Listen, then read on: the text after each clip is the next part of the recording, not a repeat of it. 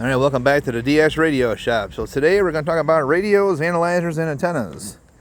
So let's start with this bad boy right here. Any analyzer is a good analyzer. This is the one we use. So very important to have those when you're working with equipment and antennas. Make your own little portable battery pack. 2 batteries, one for backup. Step down circuit for 5 volts. A little place to put your power cord. Step down voltage regulator from 12 to 5. Why do I have 5 volts? Well, that would be due to your fuzzies right down going on. Shit over my box here. Anyways, so you got your USB for 5 volts. You got 12 volt circuit regulator adapter. You've got your on and off switch. You got your voltage right there. If you want to run solar, you can run solar as well. The jack down here for the power pack. Okay, for the power cord, rather. If you need an external tuner, these are good units right here. The 945E, real simple to use, lightweight. There's an auto tuner for the 705 ICOM. Right here is the 705 ICOM for QRP purposes. If you want more QRP, you get yourself these little radios right here are excellent radios for QRP. You got yourself a nice little self-tune antenna with a telescopic whip inside the PVC pipe. It screws right onto the radios, which is nice for portable use. You don't need anything else. Little cheat sheet guide as to where to position the switches, the controls here for your tune. The bands, and then of course you got the 991A, always a good choice radio to use in the field. Always have an HT ready to go. I've got several HTs between the Quansheng, I've got the Baofengs, I've got Yaesu, I've got ICOM, I got a whole probably close to 40-50 different HTs, but nice little go kit for that. More tuning boxes here for your HF antennas. So you got your nice little 90 right there to go into here like this. Put your magnetic loop and coax antenna onto this, and then you can take and tune that as well. Some coax cable here, straps, gun case if you want to put all your stuff into there. I use this for the tripod and for the mag loop antenna. You guys like VHF, UHF, Arrow 2 antennas are very good antennas to use for that. You can hit off satellites. You can also hit the ISS with this. You've got your Balun, real basic HF use. Put your antenna to one side, counterpoise to the other, radio input to here. Here's another counterpoise spool of wire. There's another toroid, T140-43 toroid with a tri-strap all the way around. 101 puff cap, 10 kilovolt. Don't go less than 400 kilovolt. You want to keep at least 10 kilovolt if you can. 10,000 kilovolt because it's very important on that voltage. So you got your counterpoise, you got your antenna, and then of course your coax. And I made this as a plug and play. I use my banana jack to plug right into the box. Same thing with the counterpoise, make it much easier. Telescopic fishing pole holder. So if you wanted to rest that instead of on the ground, you can hold it on top of the thing here above the ground. Same thing with the box. You can lean that right up against, let it dangle off so it's not touching the ground. Okay, now we have our nice coil right here. HF band, multiple purpose, 80 meters and above. You don't need counterpoise wires. That's what's nice about this. Will they help? Sure, but you don't need them. This would be resonant from 80 meters all the way on up, and provided where you slip your ring, where you put this determines the band, obviously. Lower is for lower band as you go up higher. Now I did find that 40s about in here, 20s about in here, just about all the way up, a ring or two shy, it would be about 17 meters. However, you had to collapse the whip 3 sections. 17.5 foot whip. You collapse that 3 sections to get you resin on 17 meters. Otherwise, you can have the whip fully extended with the coil to run 80 meters and above. You can leave this on here if you want to tune this in for 20 as well. If you want to run just 20, already have it resined, then you can use just the whip itself to the mount. You don't need the coil. That's what's nice about him. This is our new toy we're kind of playing with a little bit. I'm going to paint this PVC pipe up, put a 6-inch plate underneath the bottom, just so it's more square when it rests closer to the ground. We used a 1/2-inch threaded rod, grounded a tip onto the end of that, and this will hold my mast now, which is nice, freestanding, lightweight. And what's nice about this here is, put that back down the side. It's a fiberglass, 28-foot fiberglass telescopic pole. And with this, we have our little eyelet ring.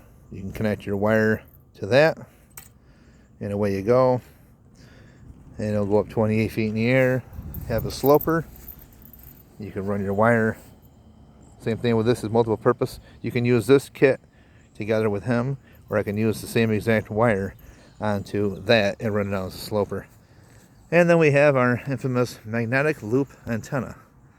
They always work pretty good too. You don't need to have them high in the air at all. There's your tuning deal, low band, high band, tune it to the maximum noise, check your SWR, pretty much get you where you need to be. Here is a 40-meter dipole.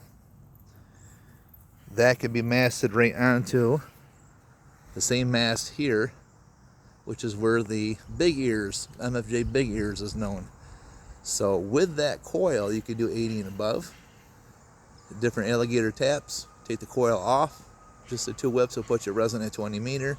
Both whips will extend 17.5 feet. I did not extend those, just so I don't have to worry about turning it all back apart again. So kind of give you the idea of different variety of antennas. So there you have a variety of antennas, guys. If you want to get on the air and do different things, you can. If you want other type of tripods, there's got more tripods right here. You can put different mass onto that. There's another heavy duty tripod right here. I can shove another pole inside of it and go much higher. And then of course a wonderful array of antennas. So it wouldn't be right if I didn't show off some of those, right? So everyone's got to see all the wonderful antennas. Until ET phones home, I guess I'll put up more. I gotta make my neighbors happy, you know, so when they complain, I put up more. So anyways, there's a variety of antenna options, and then of course all the radio gear, that whatever you want to take in the field. There's so many different options you can choose from, so many different radios you can choose from. Biggest thing again, have an analyzer, make yourself a battery pack, and then come up with something you want to use. So like for example, what I'm going to do is this ICOM works really good with this ICOM tuner, this matching tuner. So they go together. I already have the battery kit installed, so all I gotta do is carry one box, that's it. And then with that, I can walk over here and choose any one of these antennas I'd like to take, which is probably gonna be going to do that one, because it's really easy to pop in the ground, set it up, and walk away. I mean, the whole thing is like less than 3-minute process, 5 at the most, provided what band you want to tune in. And the same thing with this one right here. Latch the wire on, bring it down to a sloper, and done, less than 5 minutes. This one right here, same thing, less than 5 minutes. The idea is when you're in the field is to spend least amount of time possible getting your antenna set up. So then therefore you can get on the air a lot quicker and spend more time with contacts, less time setting up, taking down. This one, however, is not bad. What I don't like about this, it's a great antenna, but what I don't like is the fact that it is top heavy a little bit. And it does take some time to set up. So you're about maybe, 10, 12, maybe 13 minutes set up. Not a whole lot of time, but you really got to set that up nicely the right way. And also make sure the base is good, because if it becomes top heavy, it will tip over. So that's a downfall to it. Outside of everything else there, it seems to be pretty well, straightforward. Now with this coil, again, these are great antennas. That one I bought from a guy in England a year ago, and just had the chance to start playing with it, and it works out great. So I got to remember who it was and where I bought it from. If I can remember that, I will share it in the link. Right now I don't quite remember. I got to go dig for it, but I will share that information if you're interested in buying it from him. It was like about $100 with the tax and shipping. So it wasn't bad at all. And the reason why it cost that much, because it was like $68, and then you got your exchange rate and all that wonderful stuff. So if it wasn't for it, and if it was bought over here, then it's only $68 plus tax, you know, in shipping. But so it costs a little bit more because of overseas with the shipping and customs and all that wonderful stuff. So, but the Wolf River coil, I just ordered the Shorty 40. Thank you, Matt, from the POTA experts there. Him and his wife are excellent POTA operators. They go all over the place and great people to get to know. And he told me about the Shorty 40. He had one set up at the Hamfest last weekend. And I was very impressed on how easy it was to set up. So I ordered one, Wolf River coil. If you guys go to that website, check out their products. They got some really good products. The prices are not bad at all, and they seem to be working quite well. So I ordered one. This week it'll be in, and I can interchange this, take my coil off that mount, and put this Shorty 40 right on in place of this, and still do the same thing. The Shorty 40 coil is already resonant, so that's the best part. And the telescopic whip antenna is 17.5 feet. It threads right into the Wolf River coil, and you're all good to go. So if you want 40 meters, you use the coil. If you don't, you want just 20, take the coil out, just use the whip to the mount like I can do right now and get 20. So the difference I wanted to see was instead of me having to adjust this up and down several times, provided what band I want to go to, the Shorty 40 is real simple. So you really only have two options. Put the coil on, it's 40 meters. It's already resonant, it's done. Take the coil off, put your whip on, it's 20 meters. It's already resonant, it's done. Very little tuning necessary. That's the benefit of it. So I'm looking forward to getting my first Wolf River coil here this week to experiment with that, and I'll do a video when I get it as well. But right now I'm using this coil that I got from England, and the guy 3D print this is what he did, and ran up this coil, which actually came out quite nice. It's a really professional job. If I can remember who it was and where I bought it from, I will share that link for everybody to check out as well.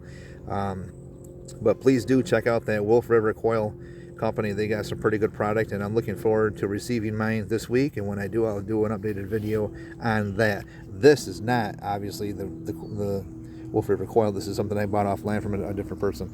But when I do get that, it's going to go right in place. This will thread into the Shorty 40, and the Shorty 40 threads right into the mount. Okay, so that's probably going to be my go-to, just to kind of stick in the ground and go. They do come with, if you buy the kit, it comes with 3 ground radios. You can make them yourself if you want, but with or without the ground radios, it makes some difference, but not a whole lot. I know I talked to the guy on the phone about that.